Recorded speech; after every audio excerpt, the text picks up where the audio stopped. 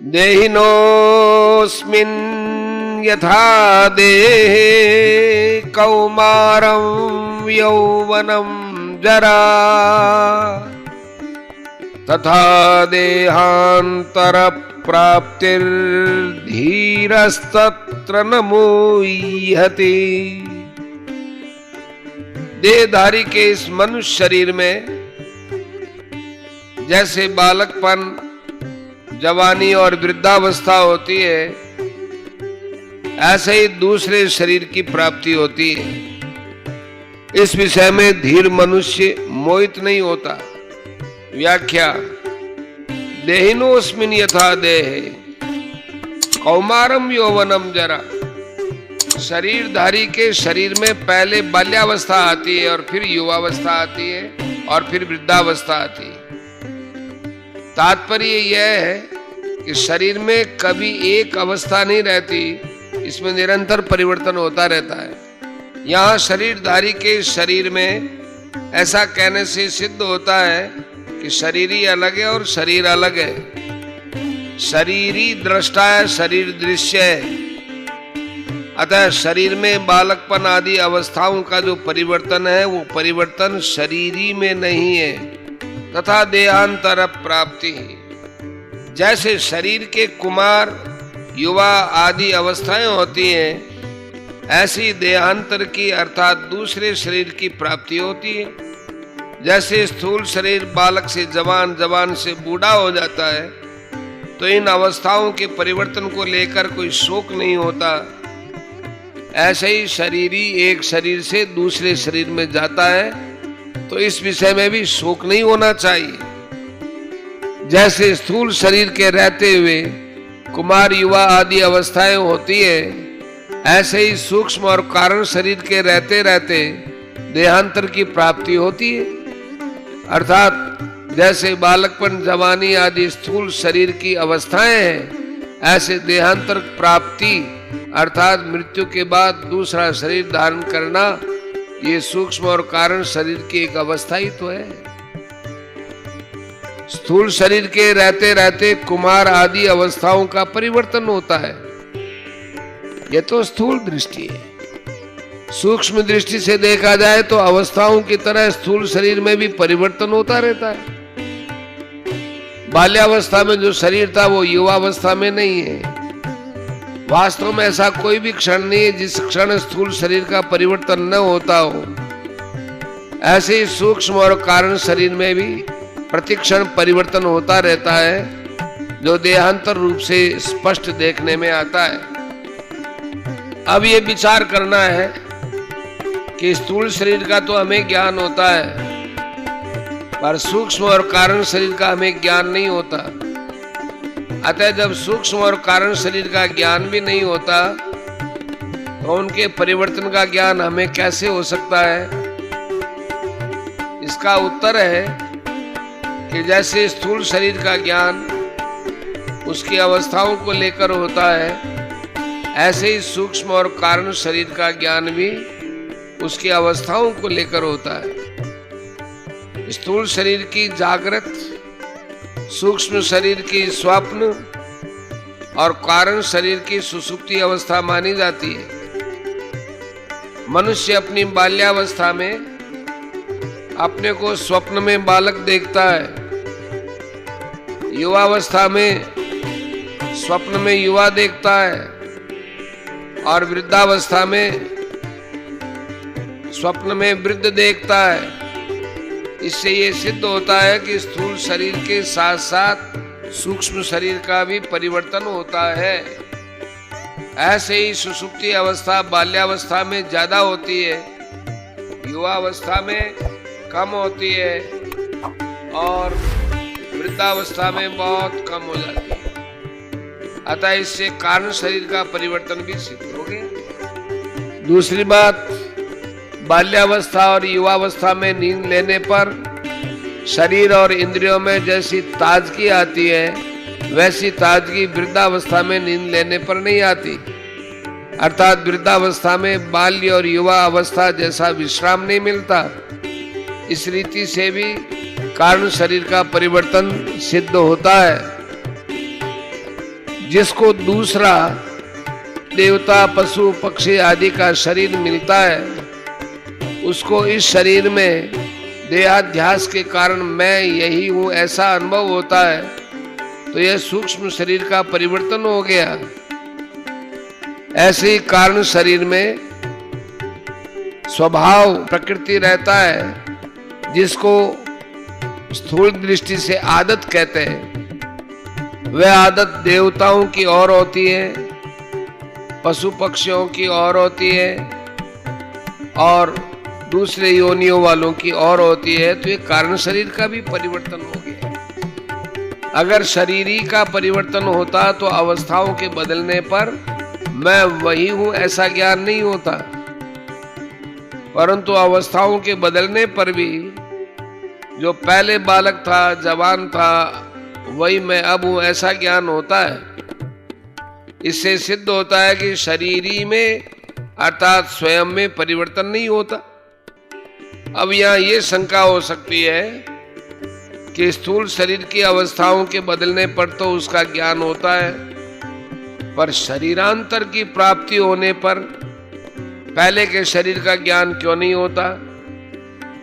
पूर्व शरीर का ज्ञान न होने में कारण यह है कि मृत्यु और जन्म के समय बहुत ज्यादा कष्ट होता है। उस कष्ट के कारण बुद्धि में पूर्व जन्म की स्मृति नहीं रहती। जैसे लकवा मार जाने पर, अधिक वृद्धावस्था होने पर बुद्धि में पहले जैसा ज्ञान नहीं रहता, ऐसे मृत्यु काल में तथा जन्म काल में बहुत बड़ा धक्का लगने पर पूर्व जन्म का ज्ञान नहीं रह सकता। परंतु जिसकी मृत्यु में ऐसा कष्ट नहीं होता, अर्थात शरीर की अवस्थांतर की प्राप्ति की तरह अनायास ही देहांतर की प्राप्ति हो जाती है, उसकी बुद्धि में पूर्व जन्म की स्मृति रह सकती है। अब विचार करें कि जैसा ज्ञान अवस्थांतर की प्राप्ति में होता है, वैसा ज्ञान देहांतर की प्राप्ति में नहीं होता, परंतु मैं हूं इस प्रकार अपनी सत्ता का ज्ञान तो सबको रहता है। जैसे सुषुप्ति माने गाढ़ निद्रा में अपना कुछ भी ज्ञान नहीं रहता, पर जगने पर मनुष्य कहता है कि ऐसी गाढ़ नींद आई कि मुझे कुछ पता नहीं रहा। तो कुछ पता नहीं रहा, इसका ज्ञान तो है ही। सोने से पहले मैं जो था वही मैं जागने के बाद हूं, तो सुषुप्ति के समय में भी वही था। इस प्रकार अपनी सत्ता का ज्ञान अखंड रूप से निरंतर रहता है। अपनी सत्ता के अभाव का ज्ञान कभी किसी को नहीं होता।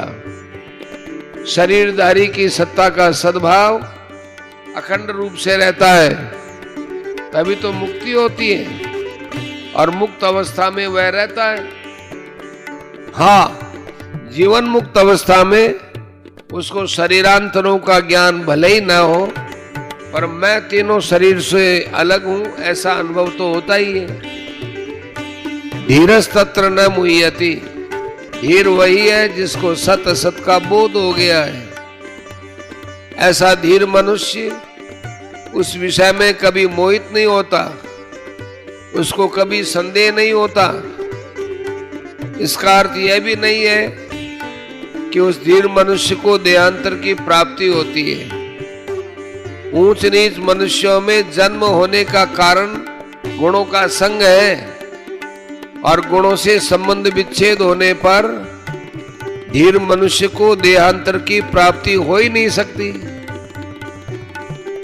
यहां तत्र पद का अर्थ देहांतर प्राप्ति के विषय में नहीं है, प्रत्युत देह देही के विषय में है।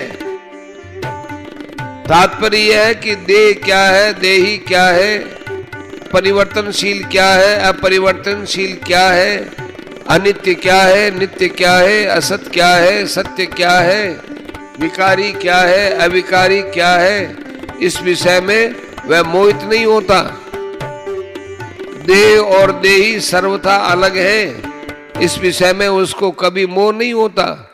उसको अपनी असंगता का अखंड ज्ञान रहता है। परिशिष्ट भाव, शरीर कभी एक रूप रहता ही नहीं और सत्ता कभी अनेक रूप होती नहीं। शरीर जन्म से पहले भी नहीं था और मरने के बाद भी नहीं रहेगा, तथा शरीर में भी वह प्रतिक्षण मर रहा है। वास्तव में गर्भ में आते ही शरीर के मरने का क्रम शुरू हो जाता है। बाल्यावस्था मर जाए तो युवावस्था आ जाती है, युवावस्था मर जाए तो वृद्धावस्था आ जाती है, और वृद्धावस्था मर जाए तो देहांतर अवस्था अर्थात दूसरे देह की प्राप्ति हो जाती है। ये सब अवस्थाएं शरीर की हैं। बाल, युवा और वृद्ध ये तीनों अवस्थाएं स्थूल शरीर की हैं और देहांतर की प्राप्ति सूक्ष्म और कारण शरीर की है। परंतु स्वरूप की चिन्मय सत्ता इन सभी अवस्थाओं से अतीत है। अवस्थाएं बदलती हैं, स्वरूप वही रहता है। इस प्रकार शरीर विभाग और सत्ता विभाग को अलग अलग जानने वाला तत्वज्ञ महापुरुष कभी किसी अवस्था में मोहित नहीं होता। जीव अपने कर्मों का फल भोगने के लिए अनेक योनियों में जाता है, नरक और स्वर्ग में जाता है। ऐसा कहने मात्र से सिद्ध होता है कि 84 लाख योनियां छूट जाती है, स्वर्ग और नरक छूट जाते हैं, पर स्वयं शरीर ही वही रहता है। योनियां बदलती है, जीव नहीं बदलता, जीव एक रहता है। तभी तो वह अनेक योनियों में अनेक लोकों में जाता रहता है। जो अनेक योनियों में जाता है वह स्वयं किसी के साथ लिप्त थोड़ा ही होता है, वो नहीं फंसता। अगर वह लिप्त हो जाए, फंस जाए, तो फिर 84 लाख योनियों को कौन भोगेगा? स्वर्ग और नरक में कौन जाएगा? मुक्त कौन होगा? जन्मना और मरना हमारा धर्म नहीं है, प्रत्युत शरीर का धर्म है।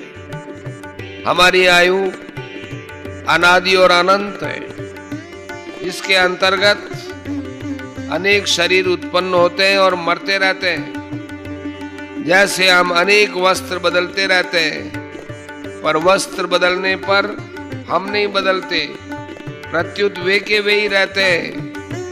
गीता दूसरे अध्याय का 22वां श्लोक। ऐसी अनेक योनियों में जाने पर भी हमारी सत्ता नित्य निरंतर ज्यों की त्यों रहती है। तात्पर्य है कि हमारी स्वतंत्रता और असंगता स्वतः सिद्ध है। हमारा जीवन किसी एक शरीर के अधीन नहीं है।